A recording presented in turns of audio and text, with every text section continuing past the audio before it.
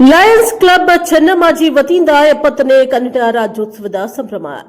ದಾವಣಗೆರೆ ಜಿಲ್ಲೆಯ ಚನ್ನಗಿರಿ ಪಟ್ಟಣದಲ್ಲಿ Lions club ಚನ್ನಮ್ಮಾಜಿ ವತಿಯಿಂದ ಗಣಪತಿ ವೃತ್ತದಲ್ಲಿ 70ನೇ ಕನ್ನಡ ರಾಜ್ಯೋತ್ಸವವನ್ನು ಅತ್ಯಂತ ಭವ್ಯವಾಗಿ ಹಾಗೂ ಅರ್ಥಪೂರ್ಣವಾಗಿ ಆಚರಿಸಲಾಯಿತು.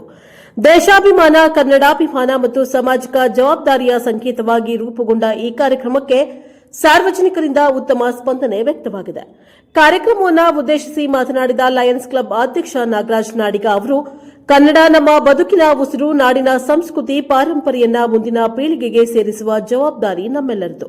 ಲಯನ್ಸ್ ಕ್ಲಬ್ ಸದಾ ಸಮಾಜಮುಖಿ ಕಾರ್ಯಗಳ ಜೊತೆಗೆ ಭಾಷೆ, ಸಾಂಸ್ಕೃತಿಕ ಜಾಗೃತಿ ಮೂಡಿಸುವ ಕಾರ್ಯದಲ್ಲೂ ಮುಂದಿರುತ್ತದೆ ಎಂದು ಹೇಳಿದ್ದಾರೆ. ಕಾರ್ಯಕ್ರಮದಲ್ಲಿ ಅತಿಥಿಯಾಗಿ ಆಗಮಿಸಿದ ದಂತ ವೈದ್ಯರಾದ ಅರುಣ್ ಗೌರ ವಿ ಕನ್ನಡ ನಾಡಿನ ಮಹತ್ವವನ್ನು ಸ್ಮರಿಸಿ, ಇಂತಹ ಕಾರ್ಯಕ್ರಮಗಳು ಯುವ ಜನರಲ್ಲಿ ರಾಷ್ಟ್ರ ಮತ್ತು ಭಾಷಾ ಪ್ರೀತಿಯನ್ನ ಬೆಳೆಸುತ್ತವೆ ಎಂದು ಹೇಳಿದ್ದಾರೆ. ಈ ಸಂದರ್ಭದಲ್ಲಿ ಕ್ಲಬ್ ಸದಸ್ಯರಾದ Suresh, RS, Manjunath, Shivakumar, MB, Jyothiprasad, Sumateendra, CV, Prakash Mavinahole, Narendra, GM, Mukesh Prajapat, Mahesh Kumar Javali ಹಾಜರಿದ್ದು ಕಾರ್ಯಕ್ರಮದ ಯಶಸ್ವಿಗೆ ಸಹಭಾಗಿಯಾದರು.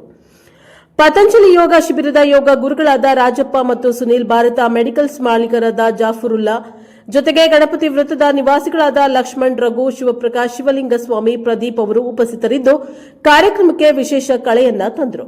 ಇದೇ ಸಂದರ್ಭದಲ್ಲಿ ಜಿಲ್ಲಾ ಹಾಗೂ ರಾಜ್ಯ ಮಟ್ಟದ ದೇಹದಾಢ್ಯ ಸ್ಪರ್ಧೆಗಳಲ್ಲಿ ಭಾಗವಹಿಸಿ ಅನೇಕ ಪ್ರಶಸ್ತಿಗಳನ್ನು ಗಳಿಸಿರುವ ಚನ್ನಗಿರಿಯ ಪ್ರತಿಭಾವಂತ ಯುವಕ ಆರ್ ಕಿರಣ್ ಅವರನ್ನ ಲಯನ್ಸ್ ಕ್ಲಬ್ ಚನ್ನಮ್ಮಾಜಿ ವತಿಯಿಂದ ಸನ್ಮಾನಿಸಿ ಗೌರವಿಸಲಾಯಿತು. ಈ ಗೌರವ ಯುವ ಜನತೆಗೆ ಪ್ರೇರಣೆಯಾಗಿ ಪರಿಣಮಿಸಿತು. ಒಟ್ಟಾರೆ ಕನ್ನಡ ನಾಡು ನುಡಿಯ ಹೆಮ್ಮೆಯನ್ನ ಸಾರಿದ ಈ ಕಾರ್ಯಕ್ರಮ ಲಯನ್ಸ್ ಕ್ಲಬ್ನ ಸಮಾಜಮುಖಿ ಬದ್ಧತೆಯನ್ನ ಮತ್ತೊಮ್ಮೆ ಸಾಬೀತುಪಡಿಸಿದೆ.